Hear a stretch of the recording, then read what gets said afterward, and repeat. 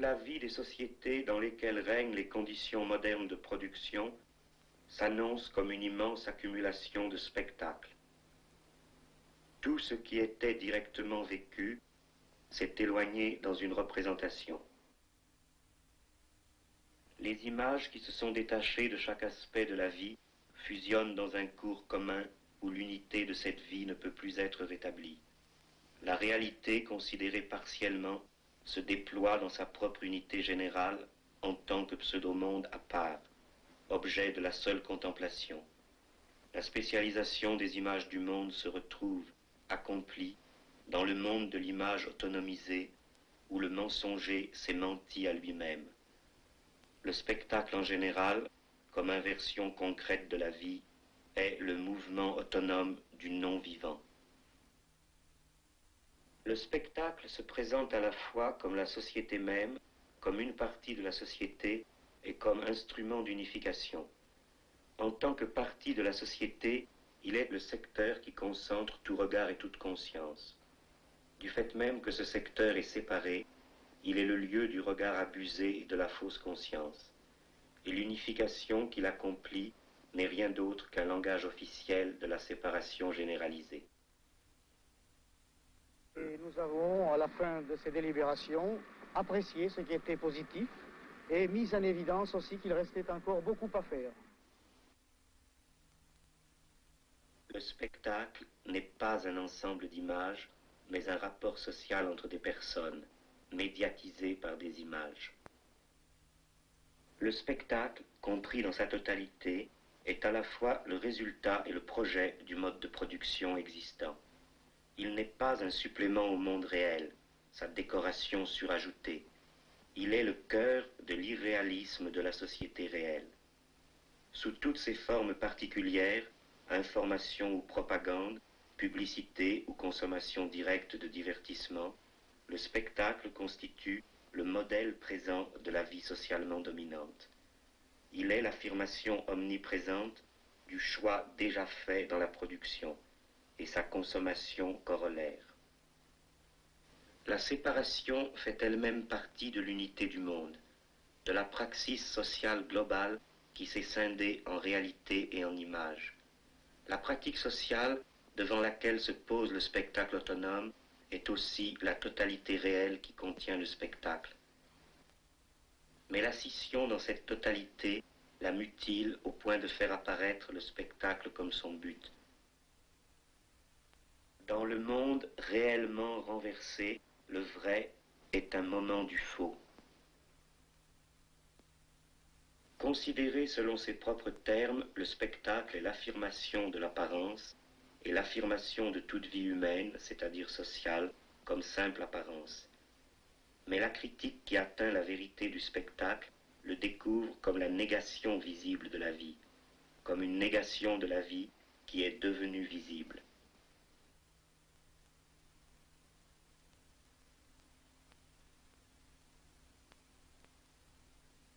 Le spectacle se présente comme une énorme positivité indiscutable et inaccessible. Il ne dit rien de plus que « ce qui apparaît est bon, ce qui est bon apparaît ». L'attitude qu'il exige par principe est cette acceptation passive qu'il a déjà en fait obtenue par sa manière d'apparaître sans réplique, par son monopole de l'apparence. Le spectacle se soumet les hommes vivants dans la mesure où l'économie les a totalement soumis. Il n'est rien que l'économie se développant pour elle-même.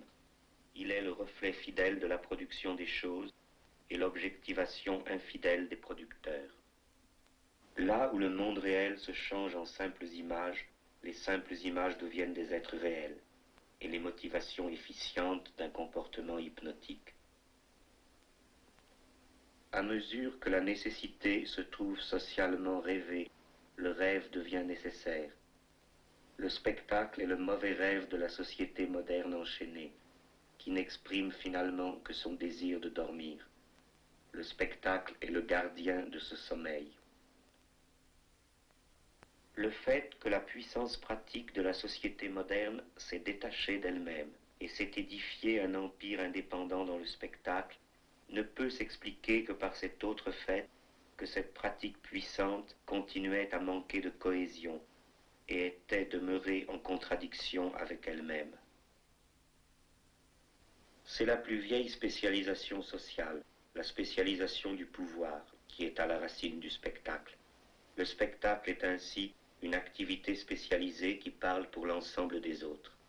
C'est la représentation diplomatique de la société hiérarchique devant elle-même, où toute autre parole est bannie. Le plus moderne y est aussi le plus archaïque. La scission généralisée du spectacle est inséparable de l'état moderne, c'est-à-dire de la forme générale de la scission dans la société, produit de la division du travail social et organe de la domination de classe. Dans le spectacle, une partie du monde se représente devant le monde et lui est supérieure. Le spectacle n'est que le langage commun de cette séparation. Ce qui relie les spectateurs n'est qu'un rapport irréversible au centre même qui maintient leur isolement. Le spectacle réunit le séparé, mais il le réunit en tant que séparé. Le travailleur ne se produit pas lui-même, il produit une puissance indépendante.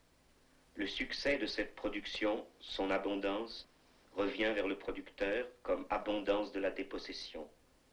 Tout le temps et l'espace de son monde lui deviennent étrangers avec l'accumulation de ses produits aliénés. Les forces mêmes qui nous ont échappé se montrent à nous dans toute leur puissance. L'homme séparé de son produit, de plus en plus puissamment produit lui-même tous les détails de son monde, et ainsi se trouve de plus en plus séparé de son monde.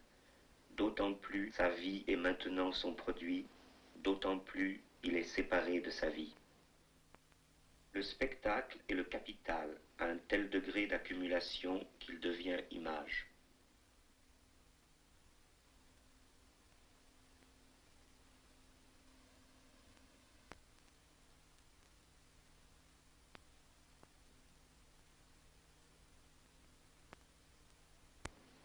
La théorie critique doit se communiquer dans son propre langage.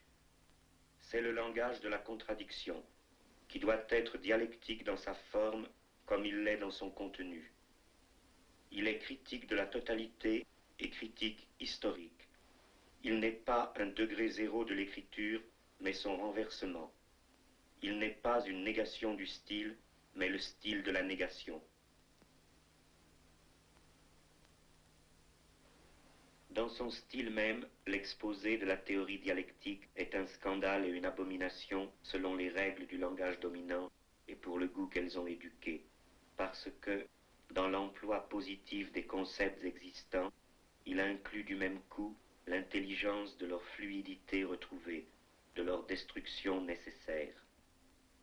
Ce style qui contient sa propre critique doit exprimer la domination de la critique présente sur tout son passé. Par lui, le mode d'exposition de la théorie dialectique témoigne de l'esprit négatif qui est en elle. La vérité n'est pas comme le produit dans lequel on ne trouve plus de traces de l'outil. Cette conscience théorique du mouvement, dans laquelle la trace même du mouvement doit être présente, se manifeste par le renversement des relations établies entre les concepts et par le détournement de toutes les acquisitions de la critique antérieure. Les idées s'améliorent, le sens des mots y participe, le plagiat est nécessaire, le progrès l'implique. Il sert de près la phrase d'un auteur, se sert de ses expressions, efface une idée fausse, la remplace par l'idée juste. Le détournement est le langage fluide de l'anti-idéologie. Il apparaît dans la communication qui sait qu'elle ne peut prétendre détenir aucune garantie en elle-même et définitivement. Il est, au point le plus haut, le langage qu'aucune référence ancienne et supracritique ne peut confirmer. C'est au contraire sa propre cohérence, en lui-même et avec les faits praticables, qui peut confirmer l'ancien noyau de vérité qu'il ramène. Le détournement n'a fondé sa cause sur rien d'extérieur à sa propre vérité comme critique présente. Ce qui, dans la formulation théorique, se présente ouvertement comme détourné, en démentant toute autonomie durable de la sphère du théorique exprimé, en y faisant intervenir par cette violence l'action qui dérange et emporte tout ordre existant, rappelle que cette existence du théorique n'est rien en elle-même, et n'a à se connaître qu'avec l'action historique, et la correction historique qui est sa véritable fidélité.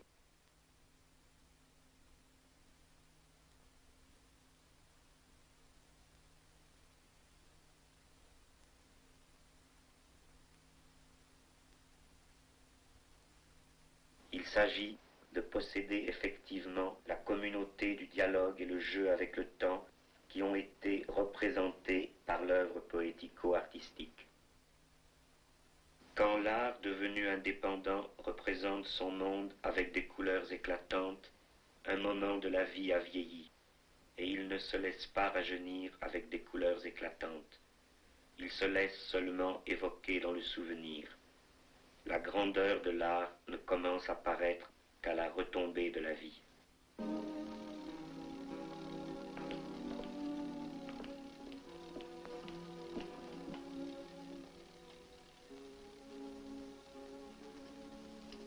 Vous vous amusez bien, monsieur Logan? Je n'arrivais pas à dormir. Tu crois que l'alcool va t'y aider? Il m'aidera à tuer le temps, en tout cas. Et toi, qu'est-ce qui te tient éveillé? Des rêves. De mauvais rêves. J'en fais parfois, moi aussi.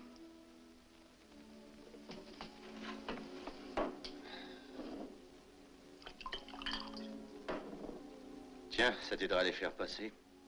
J'ai déjà essayé, mais la méthode n'a pas réussi.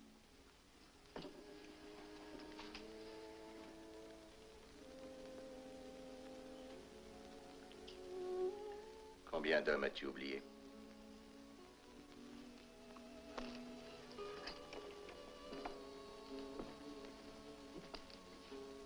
Et toi, de combien de femmes te souviens-tu?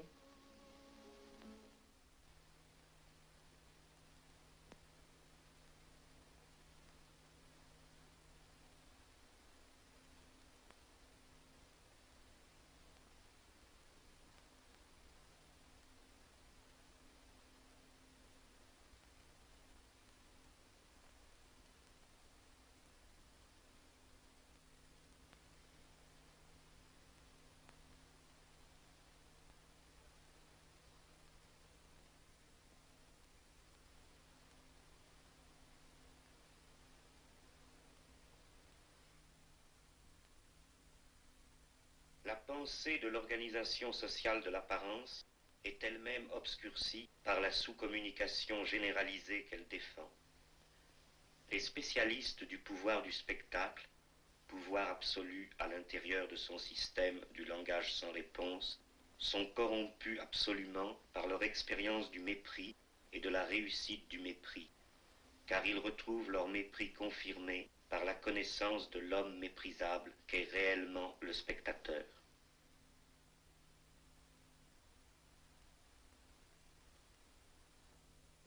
À ce mouvement essentiel du spectacle, qui consiste à reprendre en lui tout ce qui existait dans l'activité humaine à l'état fluide, pour le posséder à l'état coagulé, en tant que choses, qui sont devenues la valeur exclusive par leur formulation en négatif de la valeur vécue, nous reconnaissons notre vieil ennemi, qui sait si bien paraître au premier coup d'œil quelque chose de trivial et se comprenant de soi-même, alors qu'elle est au contraire si complexe et si pleine de subtilités métaphysiques, la marchandise.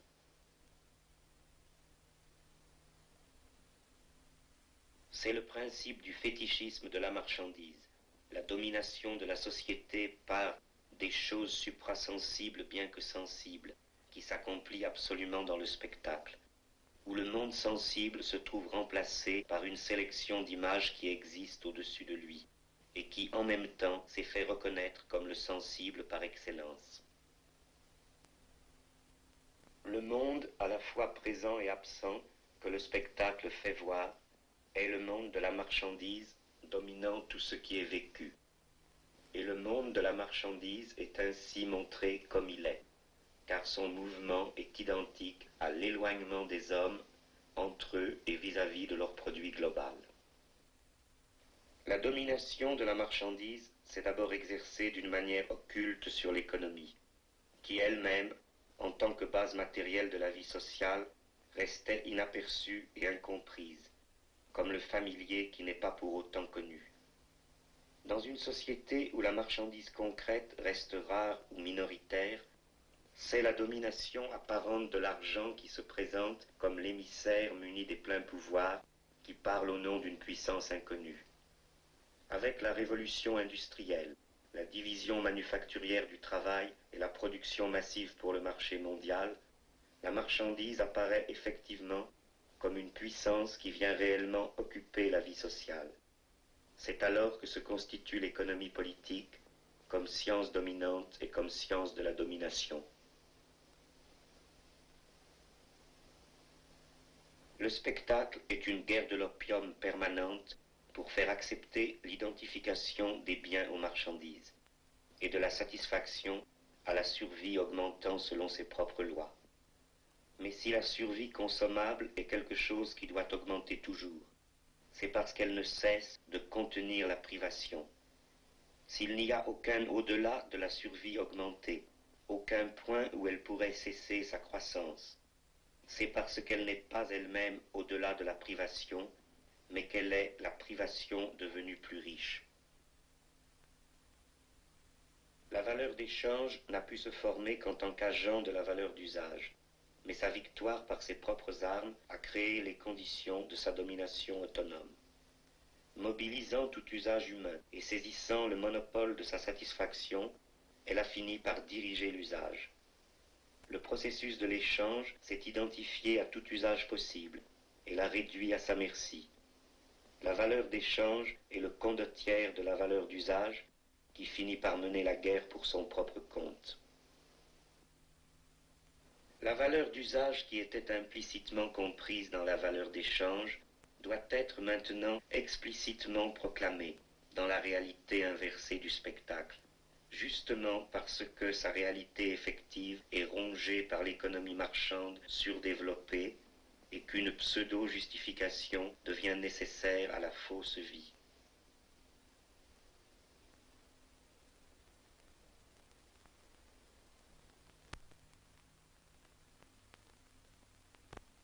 Le résultat concentré du travail social, au moment de l'abondance économique, devient apparent et soumet toute réalité à l'apparence qui est maintenant son produit.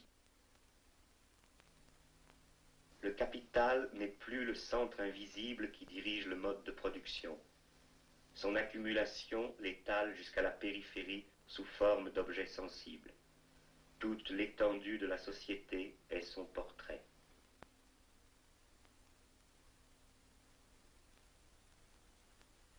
Le spectacle, comme la société moderne, est à la fois uni et divisé. Comme elle, il édifie son unité sur le déchirement.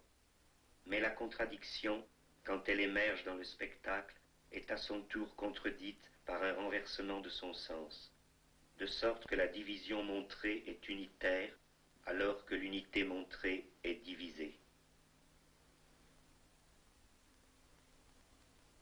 C'est la lutte de pouvoirs qui se sont constitués pour la gestion du même système socio-économique qui se déploie comme la contradiction officielle, appartenant en fait à l'unité réelle, ceci à l'échelle mondiale aussi bien qu'à l'intérieur de chaque nation.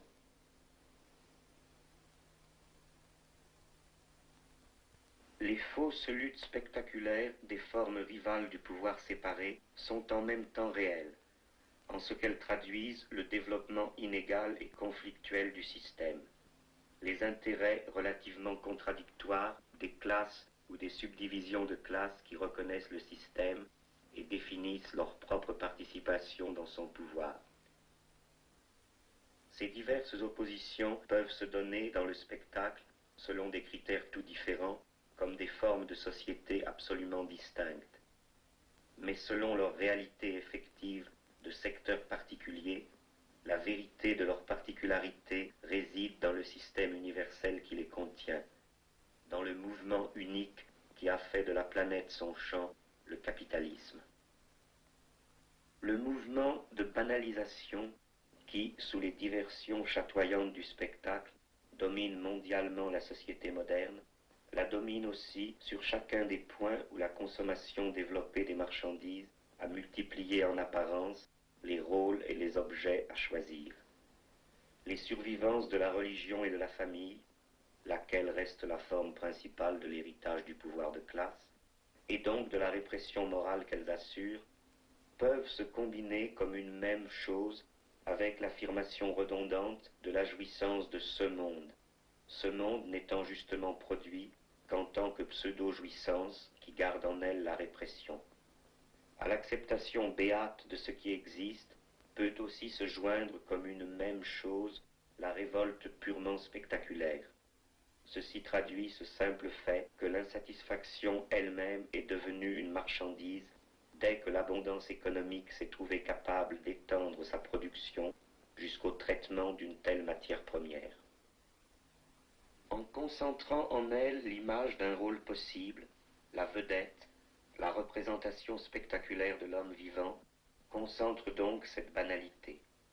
La condition de vedette est la spécialisation du vécu apparent, l'objet de l'identification à la vie apparente sans profondeur, qui doit compenser l'émiettement des spécialisations productives effectivement vécues.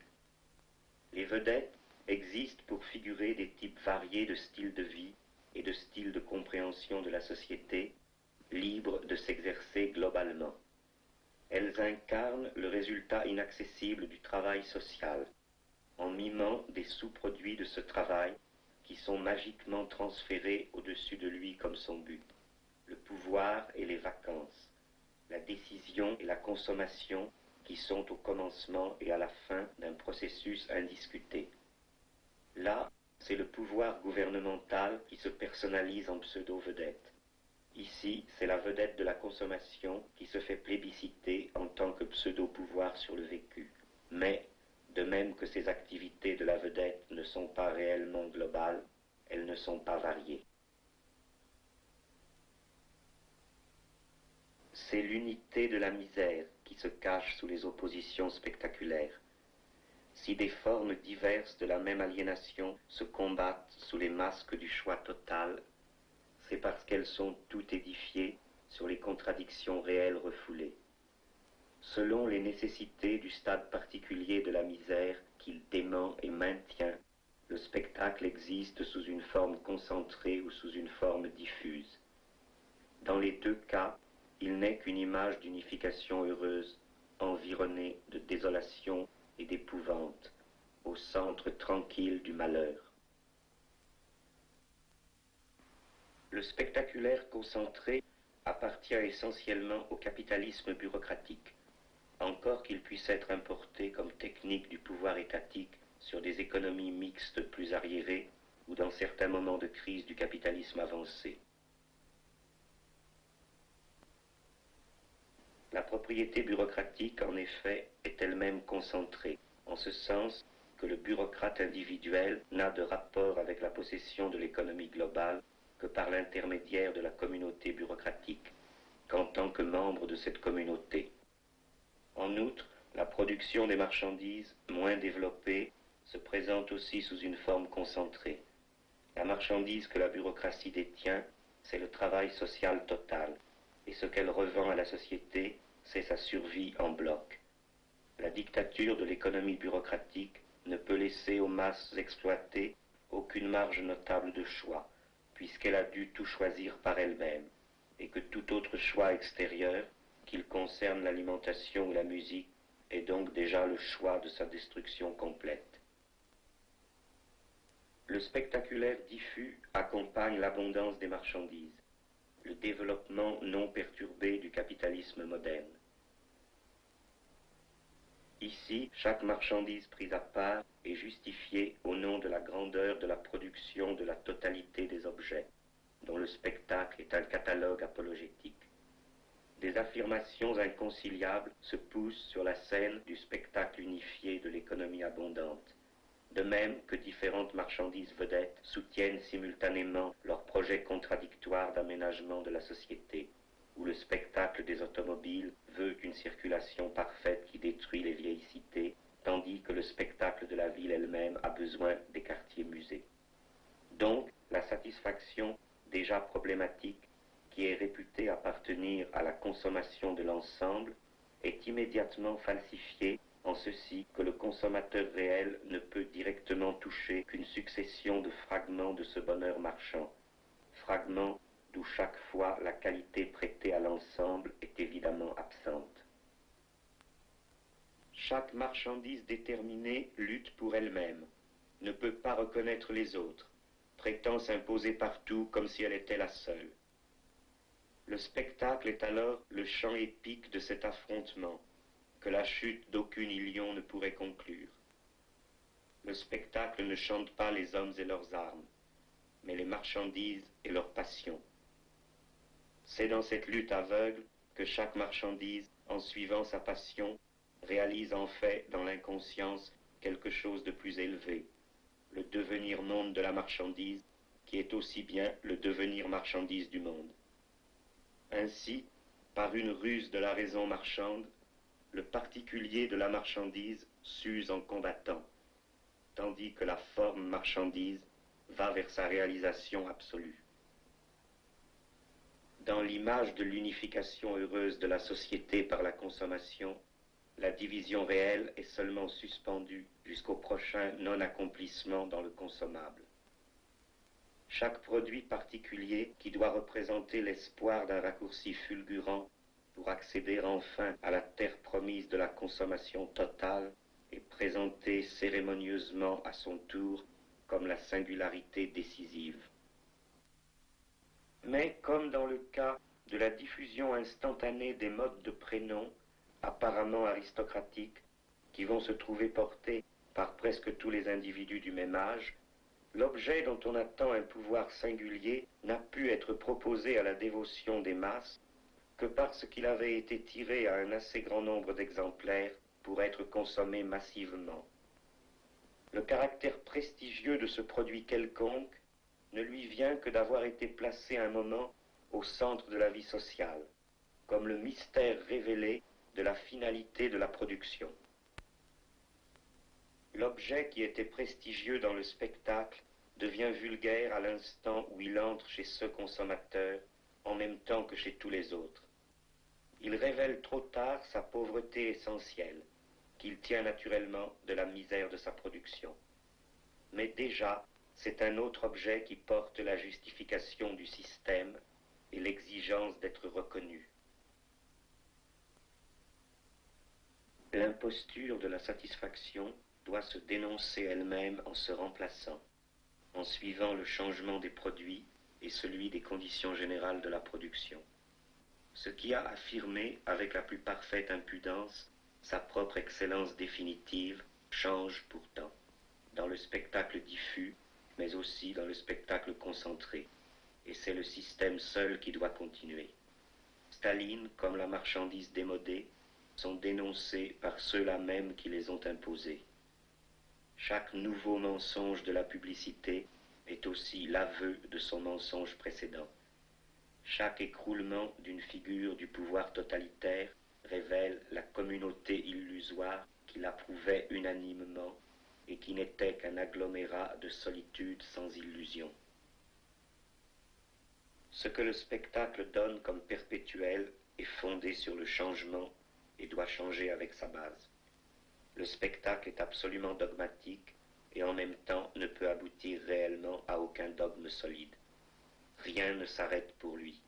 C'est l'état qui lui est naturel et toutefois le plus contraire à son inclination. L'unité irréelle que proclame le spectacle est le masque de la division de classe sur laquelle repose l'unité réelle du mode de production capitaliste. Ce qui oblige les producteurs à participer à l'édification du monde est aussi ce qui les en écarte. Ce qui met en relation les hommes affranchis de leurs limitations locales et nationales est aussi ce qui les éloigne. Ce qui oblige à l'approfondissement du rationnel est aussi ce qui nourrit l'irrationnel de l'exploitation hiérarchique et de la répression. Ce qui fait le pouvoir abstrait de la société fait sa non-liberté concrète.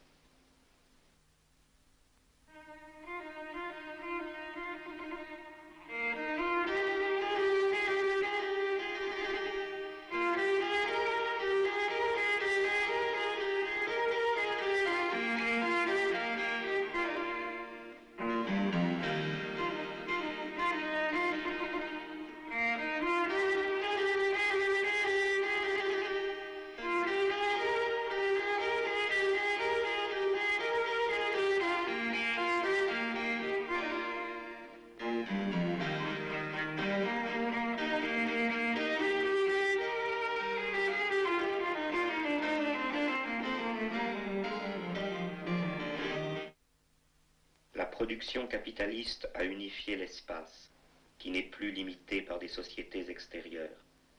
Cette unification est en même temps un processus extensif et intensif de banalisation.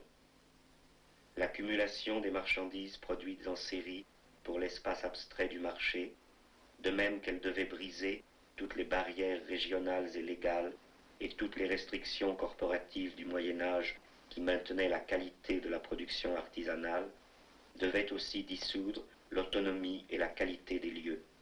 Cette puissance d'homogénéisation est la grosse artillerie qui a fait tomber toutes les murailles de Chine. C'est pour devenir toujours plus identique à lui-même, pour se rapprocher au mieux de la monotonie immobile, que l'espace libre de la marchandise est désormais à tout instant modifié et reconstruit. Cette société qui supprime la distance géographique recueille intérieurement la distance en tant que séparation spectaculaire. Sous-produit de la circulation des marchandises, la circulation humaine considérée comme une consommation, le tourisme, se ramène fondamentalement au loisir d'aller voir ce qui est devenu banal. L'aménagement économique de la fréquentation de lieux différents est déjà par lui-même la garantie de leur équivalence. La même modernisation qui a retiré du voyage le temps lui a aussi retiré la réalité de l'espace.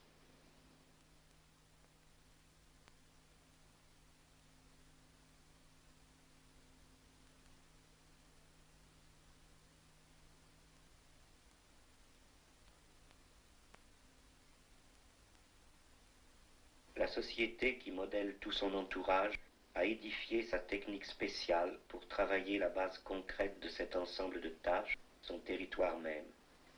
L'urbanisme est cette prise de possession de l'environnement naturel et humain par le capitalisme qui, se développant logiquement en domination absolue, peut et doit maintenant refaire la totalité de l'espace comme son propre décor.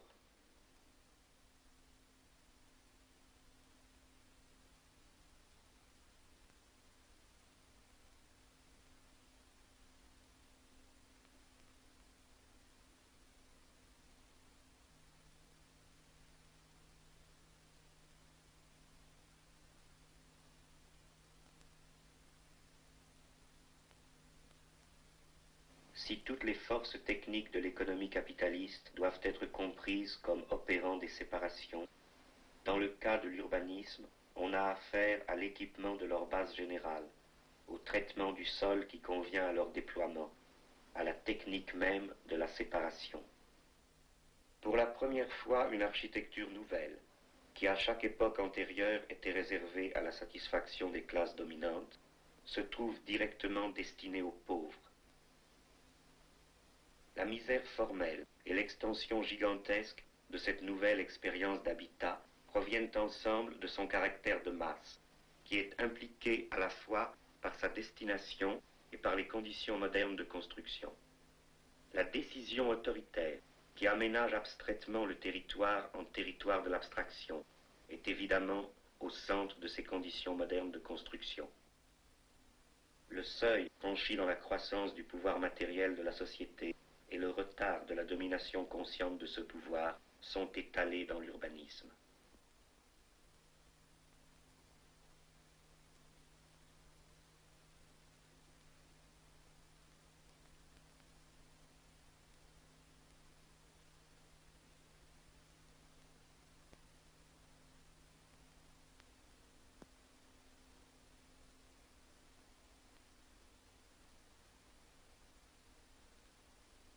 L'histoire qui menace ce monde crépusculaire est aussi la force qui peut soumettre l'espace au temps vécu. La révolution prolétarienne est cette critique de la géographie humaine, à travers laquelle les individus et les communautés ont à construire les sites et les événements, correspondant à l'appropriation, non plus seulement de leur travail, mais de leur histoire totale. Dans cet espace mouvant du jeu et des variations librement choisies des règles du jeu, l'autonomie du lieu peut se retrouver, sans réintroduire un attachement exclusif au sol, et par là ramener la réalité du voyage, et de la vie comprise comme un voyage ayant en lui-même tout son sens.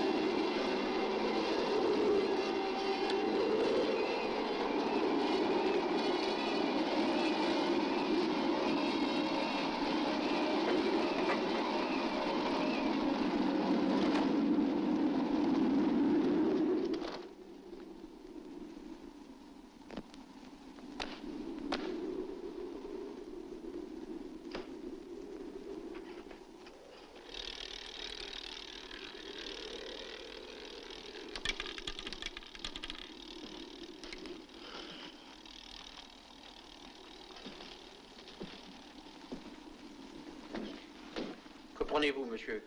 Un whisky.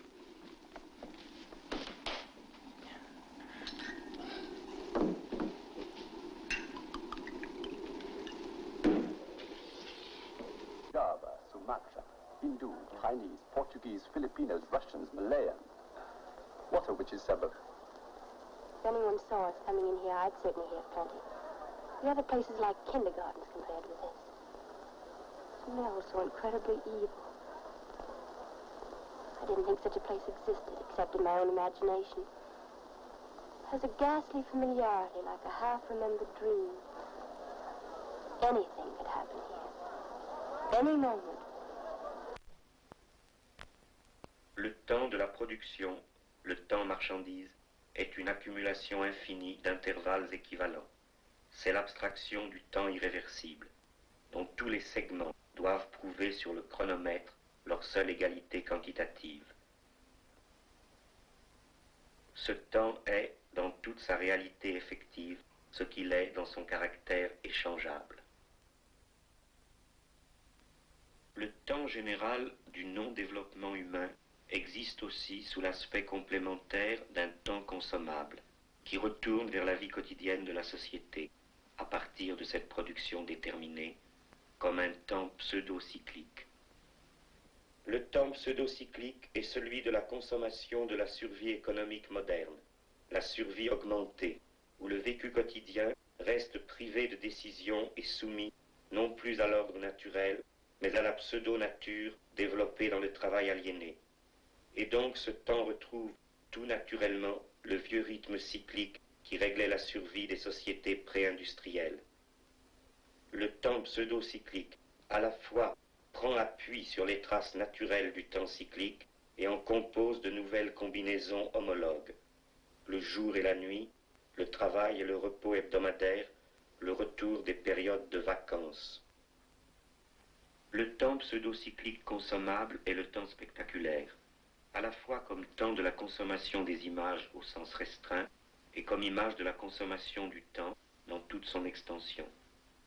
Le temps de la consommation des images, médium de toutes les marchandises, est inséparablement le champ où s'exercent pleinement les instruments du spectacle et le but que ceux-ci présentent globalement comme lieu et comme figure centrale de toutes les consommations particulières. L'image sociale de la consommation du temps, de son côté, est exclusivement dominée par les moments de loisirs et de vacances, moments représentés à distance est désirable par postulat, comme toute marchandise spectaculaire.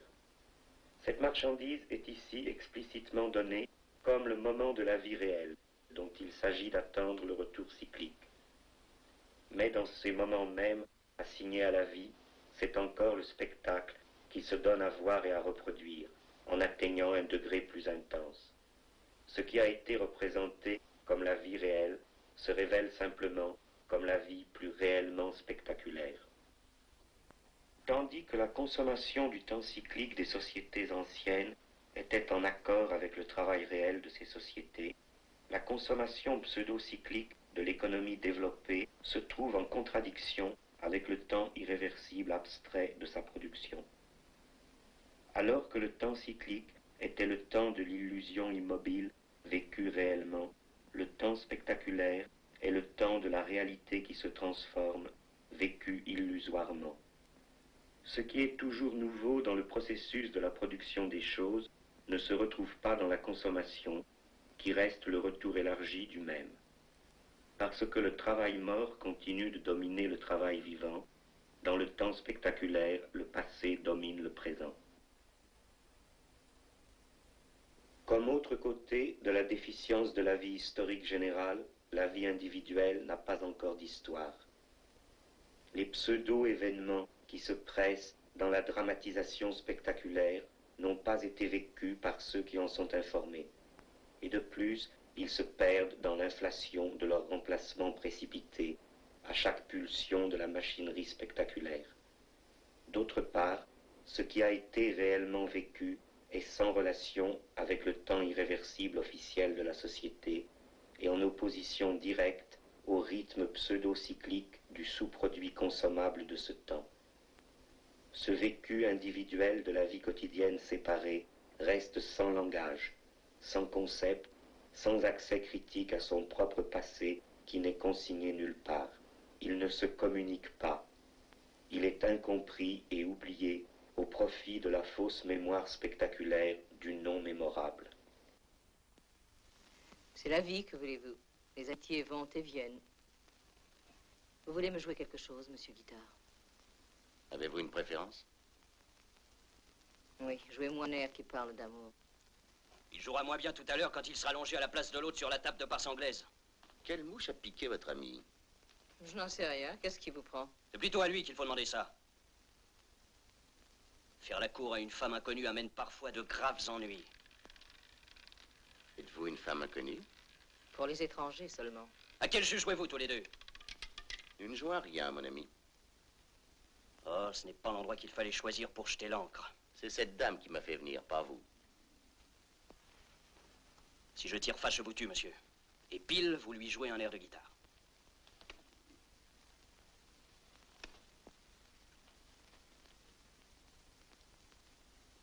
Jouez-moi quelque chose.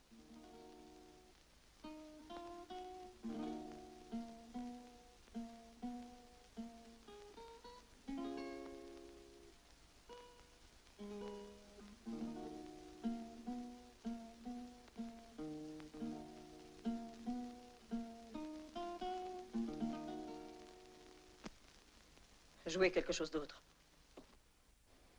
Le spectacle, comme organisation sociale présente de la paralysie de l'histoire et de la mémoire, de l'abandon de l'histoire qui s'érige sur la base du temps historique, est la fausse conscience du temps.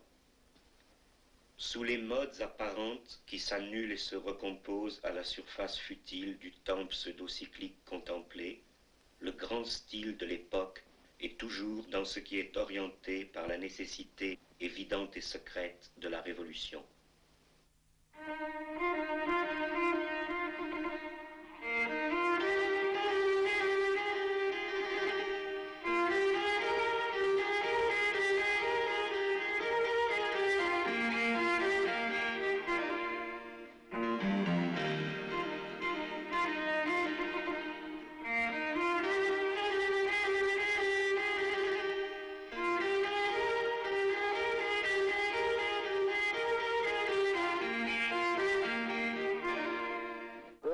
My very best friend, Omar, Miss Bobby Smith. And you. Are you an Egyptian, Comprador? No, I'm a doctor. Dr. Omar of Shanghai and Gomorrah. Any relation to the poet Omar? A book of verses underneath the brow?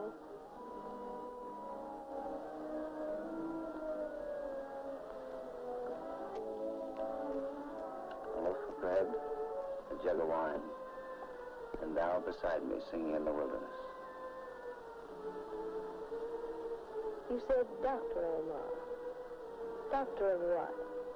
Doctor of nothing, Miss Smith. It sounds important and hurts no one, unlike most doctors.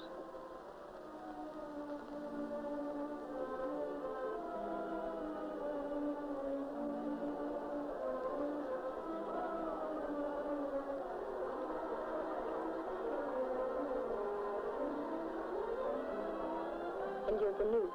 Is it as real as your title? Where were you born? My birth took place under a full moon on the sands near Damascus. My father was an Armenian tobacco dealer and was far away. And my mother, the less said about her, the better. She was half French, and the other half is lost in the dust of time. In short, I'm a thoroughbred mongrel. I'm related to all the earth, and nothing that's human is foreign to me. Then perhaps you can explain how our friend suddenly vanished. We were alone since I first saw you.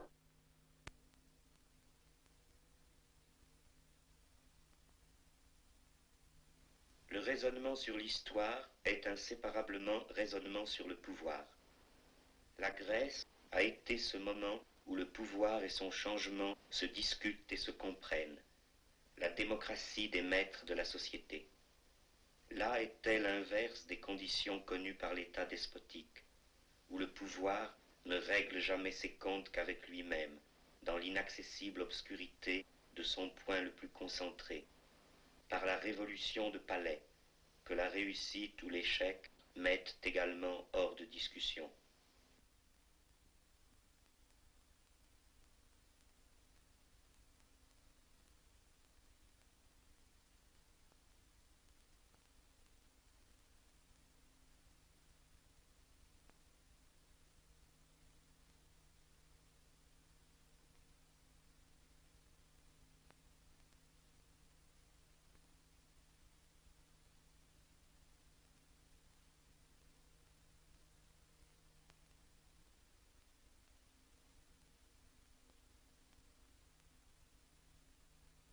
Quand la sèche chronologie sans explication du pouvoir divinisé parlant à ses serviteurs, qui ne veut être comprise qu'en tant qu'exécution terrestre des commandements du mythe, peut être surmontée et devient histoire consciente, il a fallu que la participation réelle à l'histoire ait été vécue par des groupes étendus.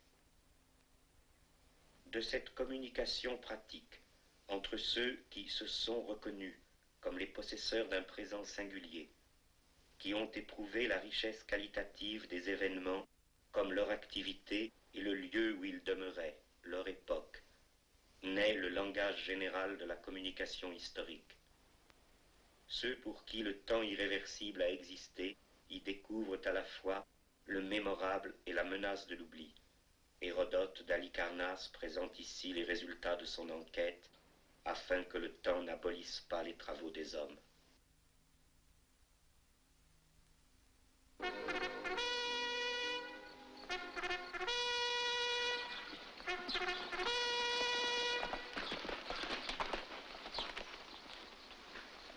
Bonsoir, York. Bonsoir, mon général. Si nous prenions un peu de café, tenez-vous prêt pour une campagne d'hiver. Et plus longue encore si c'est nécessaire. Ça fait longtemps que j'espère recevoir cet ordre. Bien sûr, je n'ai rien entendu. Bien sûr, Kirby. Si vous échouez, je puis vous affirmer que le conseil de guerre qui vous jugera sera composé de nos anciens compagnons du Shenandoah. Je les choisirai moi-même. Le Shenandoah. Je me demande ce que les historiens écriront plus tard sur le Shenandoah. La victoire de la bourgeoisie est la victoire du temps profondément historique, parce qu'il est le temps de la production économique qui transforme la société en permanence et de fond en comble. Aussi longtemps que la production agraire demeure le travail principal, le temps cyclique qui demeure présent au fond de la société nourrit les forces coalisées de la tradition qui vont freiner le mouvement. Mais le temps irréversible de l'économie bourgeoise extirpe ses survivances dans toute l'étendue du monde. L'histoire qui était apparue jusque-là comme le seul mouvement des individus de la classe dominante, et donc écrite comme histoire événementielle, est maintenant comprise comme le mouvement général, et dans ce mouvement sévère, les individus sont sacrifiés. L'histoire qui découvre sa base dans l'économie politique sait maintenant l'existence de ce qui était son inconscient, mais qui pourtant reste encore l'inconscient qu'elle ne peut tirer au jour. C'est seulement cette préhistoire aveugle, une nouvelle fatalité que personne ne domine, que l'économie marchande a démocratisée.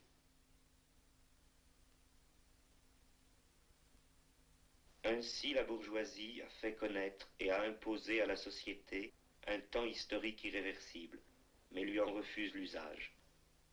Il y a eu de l'histoire, mais il n'y en a plus, parce que la classe des possesseurs de l'économie, qui ne peut pas rompre avec l'histoire économique, doit aussi refouler comme une menace immédiate tout autre emploi irréversible du temps. La classe dominante, faite de spécialistes de la possession des choses, qui sont eux-mêmes par là une possession des choses, doit lier son sort au maintien de cette histoire réifiée, à la permanence d'une nouvelle immobilité dans l'histoire. Pour la première fois, le travailleur à la base de la société n'est pas matériellement étranger à l'histoire, car c'est maintenant par sa base que la société se meut irréversiblement. Dans la revendication de vivre le temps historique qu'il fait, le prolétariat trouve le simple centre inoubliable de son projet révolutionnaire, et chacune des tentatives jusqu'ici brisées d'exécution de ce projet marque un point de départ possible de la vie nouvelle historique.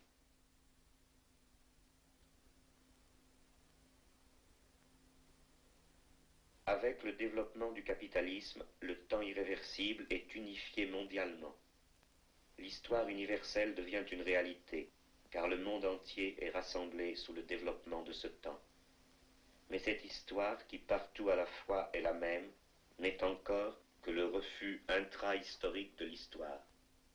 C'est le temps de la production économique, découpé en fragments abstraits égaux, qui se manifestent sur toute la planète comme le même jour.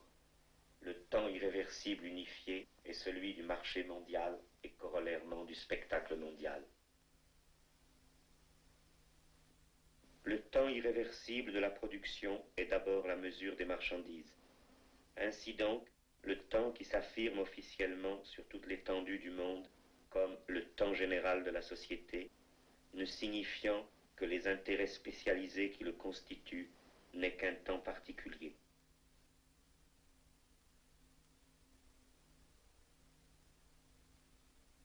Comme un même courant se développent les luttes de classe de la longue époque révolutionnaire inaugurée par l'ascension de la bourgeoisie, et la pensée de l'histoire, la dialectique, la pensée qui ne s'arrête plus à la recherche du sens de l'étang, mais s'élève à la connaissance de la dissolution de tout ce qui est, et dans le mouvement dissout toute séparation. Cette pensée historique n'est encore que la conscience qui arrive toujours trop tard et qui énonce la justification post festum. Ainsi, elle n'a dépassé la séparation que dans la pensée. Le paradoxe qui consiste à suspendre le sens de toute réalité à son achèvement historique et à révéler en même temps ce sens en se constituant soi-même en achèvement de l'histoire, découle de ce simple fait que le penseur des révolutions bourgeoises des XVIIe et XVIIIe siècles n'a cherché dans sa philosophie que la réconciliation avec leurs résultats. Вставай, проклятьем заклейменный, весь мир голодных и рабов, явись на хану возмущенный, свет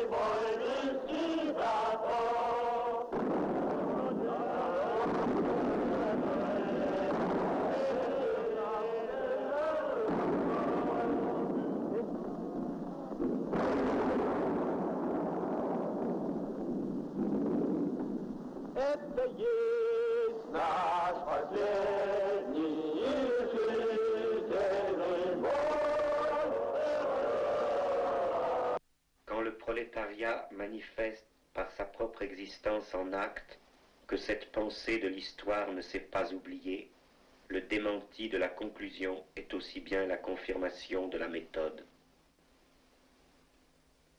Le défaut dans la théorie de Marx est naturellement le défaut de la lutte révolutionnaire du prolétariat de son époque. La classe ouvrière n'a pas décrété la révolution en permanence dans l'Allemagne de 1848. La Commune a été vaincue dans l'isolement. La théorie révolutionnaire ne peut donc pas encore atteindre sa propre existence totale. Toute l'insuffisance théorique dans la défense scientifique de la révolution prolétarienne peut être ramenée, pour le contenu aussi bien que pour la forme de l'exposé, à une identification du prolétariat à la bourgeoisie du point de vue de la saisie révolutionnaire du pouvoir.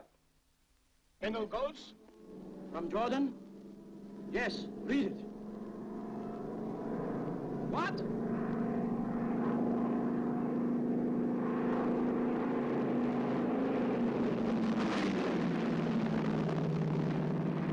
Too late, Duval. That means we're done for. This time we failed. Too bad. Yes. Too bad. Les deux seules classes qui correspondent effectivement à la théorie de Marx, les deux classes pures vers lesquelles mène toute l'analyse dans le Capital, la bourgeoisie et le prolétariat, sont également les deux seules classes révolutionnaires de l'histoire, mais à des conditions différentes. La révolution bourgeoise est faite.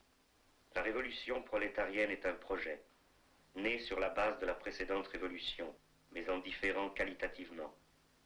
En négligeant l'originalité du rôle historique de la bourgeoisie, on masque l'originalité concrète de ce projet prolétarien qui ne peut rien atteindre sinon en portant ses propres couleurs et en connaissant l'immensité de ses tâches. La bourgeoisie est venue au pouvoir parce qu'elle est la classe de l'économie en développement. Le prolétariat ne peut être lui-même le pouvoir qu'en devenant la classe de la conscience. Le mûrissement des forces productives ne peut garantir un tel pouvoir, même par le détour de la dépossession accrue qu'il entraîne. La saisie jacobine de l'État ne peut être son instrument. Aucune idéologie ne peut lui servir à déguiser des buts partiels en buts généraux, car il ne peut conserver aucune réalité partielle qui soit effectivement à lui. Cette aliénation idéologique de la théorie ne peut plus alors reconnaître la vérification pratique de la pensée historique unitaire qu'elle a trahie, quand une telle vérification surgit dans la lutte spontanée des ouvriers. Elle peut seulement concourir à en réprimer la manifestation et la mémoire. Cependant, ces formes historiques apparues dans la lutte sont justement le milieu pratique qui manquait à la théorie pour qu'elle soit vraie. Elles sont une exigence de la théorie, mais qui n'avait pas été formulée théoriquement. Le soviet n'était pas une découverte de la théorie, et déjà, la plus haute vérité théorique de l'Association internationale des travailleurs était sa propre existence en pratique.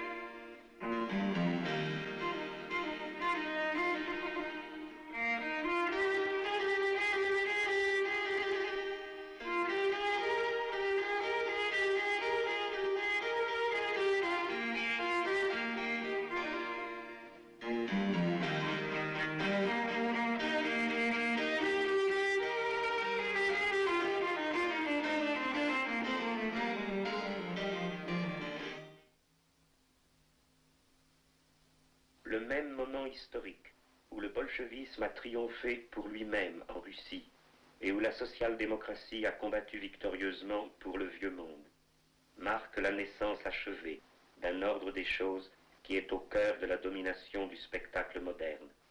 La représentation ouvrière s'est opposée radicalement à la classe.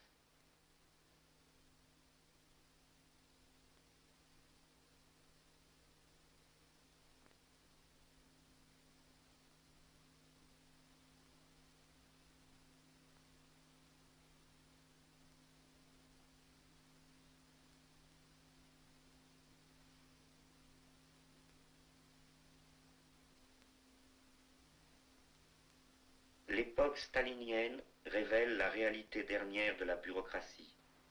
Elle est la continuation du pouvoir de l'économie, le sauvetage de l'essentiel de la société marchande, maintenant le travail marchandise. C'est la preuve de l'économie indépendante qui domine la société au point de recréer pour ses propres fins la domination de classe qui lui est nécessaire. Ce qui revient à dire que la bourgeoisie a créé une puissance autonome qui, tant que subsiste cette autonomie, peut aller jusqu'à se passer d'une bourgeoisie. La bureaucratie totalitaire n'est pas la dernière classe propriétaire de l'histoire au sens de Bruno Rizzi, mais seulement une classe dominante de substitution pour l'économie marchande. La propriété capitaliste défaillante est remplacée par un sous-produit simplifié, moins diversifié, concentré en propriété collective de la classe bureaucratique. Cette forme sous-développée de classe dominante est aussi l'expression du sous-développement économique et n'a d'autre perspective que rattraper le retard de ce développement en certaines régions du monde. C'est le parti ouvrier, organisé selon le modèle bourgeois de la séparation, qui a fourni le cadre hiérarchique étatique à cette édition supplémentaire de la classe dominante. La classe idéologique totalitaire au pouvoir est le pouvoir d'un monde renversé. Plus elle est forte, plus elle affirme qu'elle n'existe pas, et sa force lui sert d'abord à affirmer son inexistence. Elle est modeste sur ce seul point, car son inexistence officielle doit aussi coïncider avec le nec plus ultra du développement historique, que simultanément on devrait à son infaillible commandement. Étalée partout, la bureaucratie doit être la classe invisible pour la conscience, de sorte que c'est toute la vie sociale qui devient démente. L'organisation sociale du mensonge absolu découle de cette contradiction fondamentale.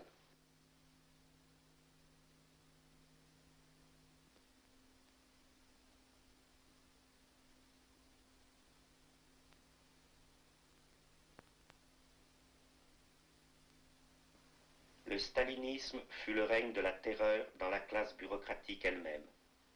Le terrorisme qui fonde le pouvoir de cette classe doit frapper aussi cette classe, car elle ne possède aucune garantie juridique, aucune existence reconnue en tant que classe propriétaire, qu'elle pourrait étendre à chacun de ses membres. Sa propriété réelle est dissimulée, et elle n'est devenue propriétaire que par la voie de la fausse conscience. La fausse conscience ne maintient son pouvoir absolu que par la terreur absolue, où tout vrai motif finit par se perdre. Les membres de la classe bureaucratique au pouvoir n'ont le droit de possession sur la société que collectivement, en tant que participants à un mensonge fondamental. Il faut qu'ils jouent le rôle du prolétariat dirigeant une société socialiste, qu'ils soient les acteurs fidèles au texte de l'infidélité idéologique. Mais la participation effective à cet être mensonger doit se voir elle-même reconnue comme une participation véridique. Aucun bureaucrate ne peut soutenir individuellement son droit au pouvoir, car prouver qu'il est un prolétaire socialiste serait se manifester comme le contraire d'un bureaucrate, et prouver qu'il est un bureaucrate est impossible, puisque la vérité officielle de la bureaucratie est de ne pas être.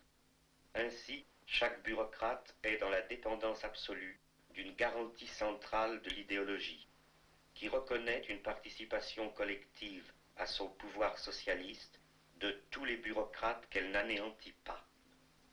Si les bureaucrates pris ensemble décident de tout, la cohésion de leur propre classe ne peut être assurée que par la concentration de leur pouvoir terroriste en une seule personne. Dans cette personne réside la seule vérité pratique du mensonge au pouvoir, la fixation indiscutable de sa frontière toujours rectifiée. Staline décide sans appel qui est finalement bureaucrate possédant, c'est-à-dire qui doit être appelé prolétaire au pouvoir ou bien traître à la solde du Mikado et de Wall Street. Les atomes bureaucratiques ne trouvent l'essence commune de leurs droits que dans la personne de Staline. Staline est ce souverain du monde qui se sait de cette façon la personne absolue, pour la conscience de laquelle il n'existe pas d'esprit plus haut. Le souverain du monde possède la conscience effective de ce qu'il est, la puissance universelle de l'effectivité, dans la violence destructrice qu'il exerce contre le soi de ses sujets lui faisant contraste. En même temps qu'il est la puissance qui définit le terrain de la domination, il est la puissance ravageant ce terrain. Das ist das Lied von der roten Fahne, die den brennenden Morgen verkündet, die über Länder und Ozeane aller bedrängten Herzen entzündet. Einmal, nach all den Stürmen, wenn sich die Blutnacht erhellt, rauscht sie von allen Türmen einer eroberten Welt.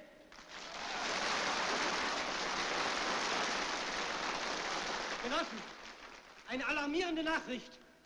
Der Deutsche Reichstag steht in Flammen. Noch sind keine Einzelheiten bekannt, aber schon verbreitet der faschistische Rundfunk über alle Sender die Behauptung, Kommunisten hätten den Reichstag angezündet. In Wirklichkeit handelt es sich um eine groß angelegte, ungeheuerliche Provokation der Nazi-Regierung. Die Versammlung ist aufgelöst. Der Reichstag brennt. Die Nazis haben Vorwand, den sie brauchen. Die Versammlung ist aufgelöst. Sie wollen unsere Partei verbieten.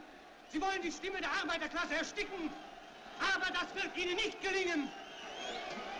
Solange es Kommunisten in Deutschland gibt, und es wird sie immer geben, solange wird der Kampf gegen Hitler nicht aufhören.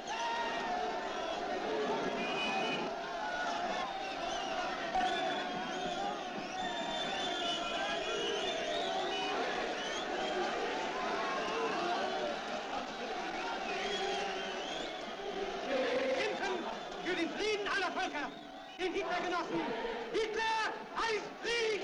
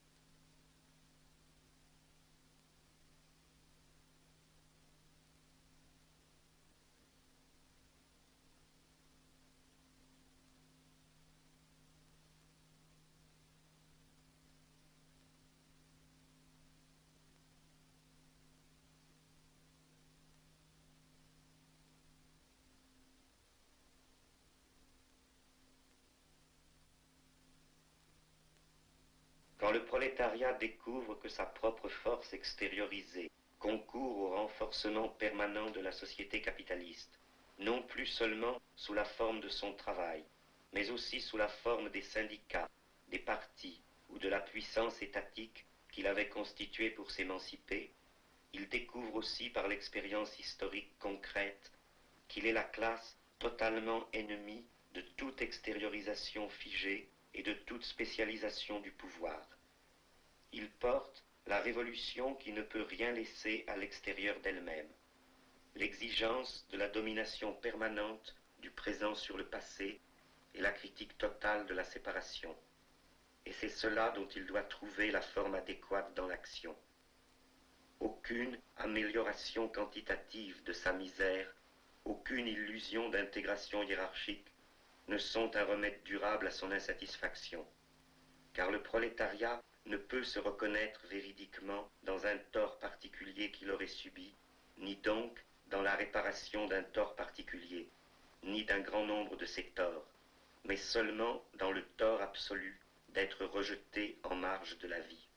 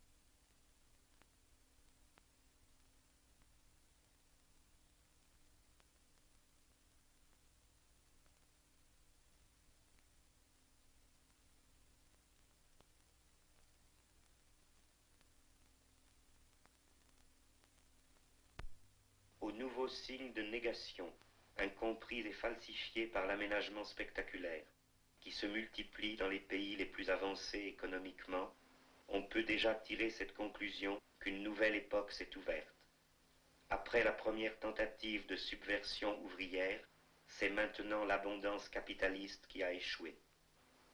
Quand les luttes antisyndicales des ouvriers occidentaux sont réprimées d'abord par les syndicats, et quand les courants révoltés de la jeunesse lancent une première protestation informe, dans laquelle pourtant le refus de l'ancienne politique spécialisée, de l'art et de la vie quotidienne est immédiatement impliqué, ce sont là les deux faces d'une nouvelle lutte spontanée qui commence sous l'aspect criminel. Ce sont les signes avant-coureurs du deuxième assaut prolétarien contre la société de classe.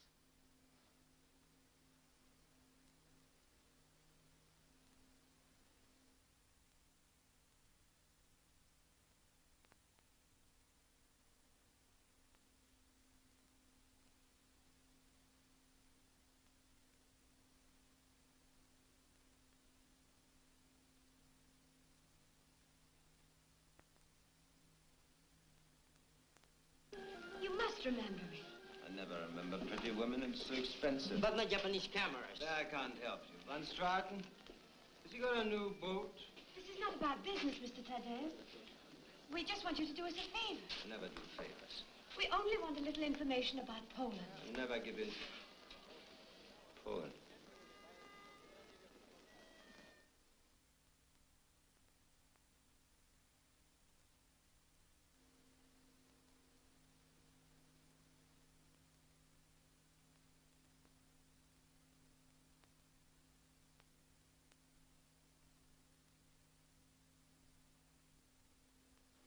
Quand la réalisation toujours plus poussée de l'aliénation capitaliste à tous les niveaux, en rendant toujours plus difficile aux travailleurs de reconnaître et de nommer leur propre misère, les place dans l'alternative de refuser la totalité de leur misère ou rien, l'organisation révolutionnaire a dû apprendre qu'elle ne peut plus combattre l'aliénation sous des formes aliénées. Le développement même de la société de classe jusqu'à l'organisation spectaculaire de la non-vie, mène donc le projet révolutionnaire à devenir visiblement ce qu'il était déjà essentiellement. La théorie révolutionnaire est maintenant ennemie de toute idéologie révolutionnaire, et elle sait qu'elle l'est.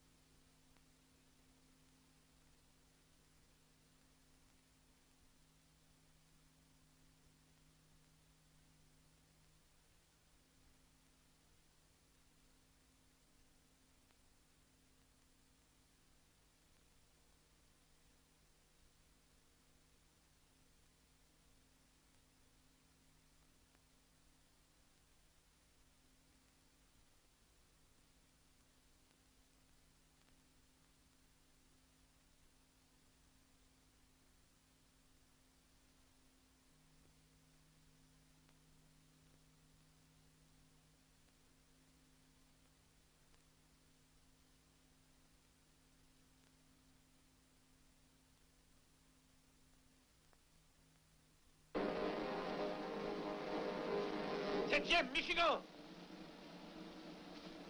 En avant. Au trot. En avant. Au galop. En avant. Chargez.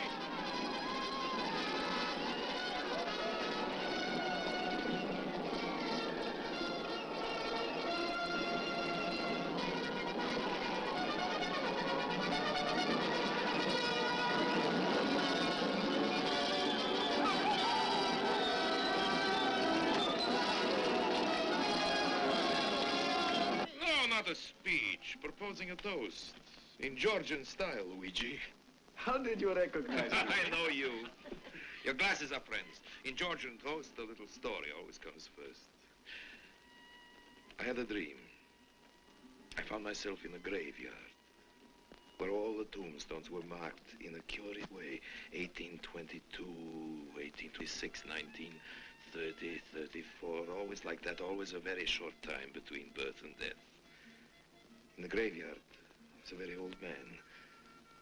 I asked him how it was that he had lived so long when everyone else in his village had died so young. But no, he told me this. Not that we die early, it is just that here on our tombstones we do not count the years of a man's life, but rather the length of time he has kept a friend. Let's drink to friendship.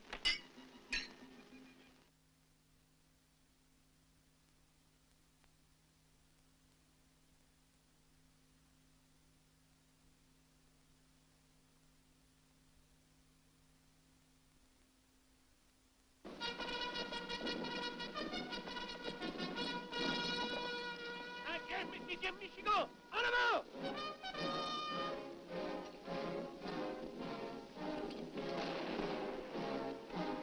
Au trot! En avant! Au galop! En avant! Chargez!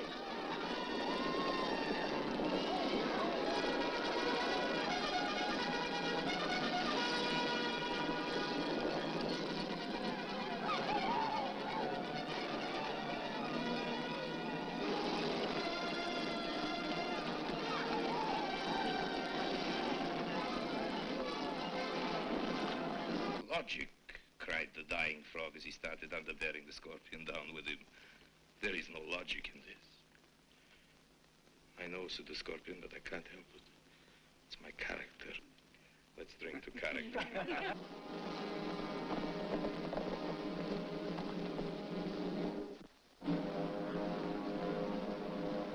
Allons-y, Milou! Ogni Michigan! Chargez!